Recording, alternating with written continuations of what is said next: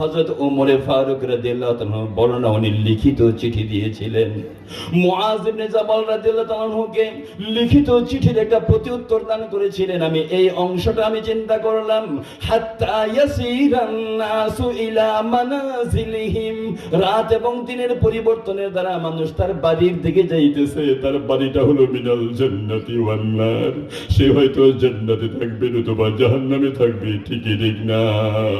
তাহলে দিন আর রাতের পরিবর্তন হয়ে আজকে জুমার রাত আসছে, আগামীকাল জুমাবার আসবে, এরপরের দিন শনিবার আসবে। ব্যাপারটা এরকম না, আসলে ঘুরে ফিরে আমাকে আমার বাড়ির দিকে নিয়ে যাইতেছে।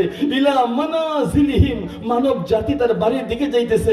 মিনাল জান্নাতি ওয়ান নার, হয়তো তার বাড়িটা সুখের ঠিকানা জান্নাত হবে, নতুবা দুঃখের ঠিকানা জাহান্নাম হবে। ঠিক কি ঠিক না? এগুলো আল্লাহ তাআলা ঘটাইতে পারবেন কি পারবেন না? অসম্ভব কিছু ঘটাইতে পারবেন। হযরত মারিয়াম আলাইহিস সালাম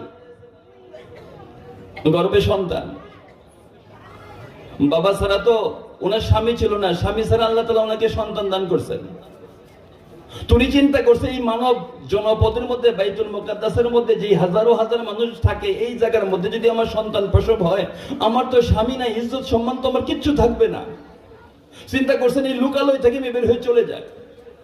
فحملته فانتبذت به مكانا قصيا فأجاءها المخاض إلى جذع النخلة قالت يا ليتني مت قبل هذا وكنت نسيا منسيا।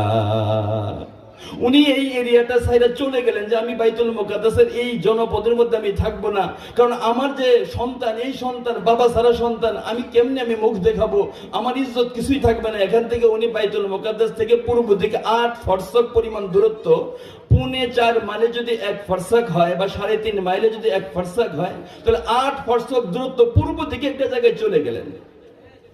فانتبذت به مكانا قصيا فأجاءها المخاض إلى جذع النخلة। উনি যায় চিন্তা করছেন আমি কোথায় থাকবো, ইজ্জত সম্মান তো বাঁচাইতে হবে, কোনো জায়গা তো দেখতেছে না। দেখে একটা খেজুর গাছ শুকায় গেছে, অনেক আগের পুরাতন খেজুর গাছ, আপাতত শারীরিক যা অবস্থা, এই শুকনা খেজুর গাছের নিচে যাই বসে পড়ছে, আর যান চলতেছে না। قالت يا ليتني مت قبل هذا। তৎকালীন ইজ্জত সম্মানের ভয়ে উনি চিন্তা করলেন, আরে এই দিন আসার আগে যদি আমি মারা যাইতাম আমার জন্য বড় ভালো ছিল। এটা আত্মহত্যা করার সিদ্ধান্ত না, বরং এটা তো সেরকম যে হুজুর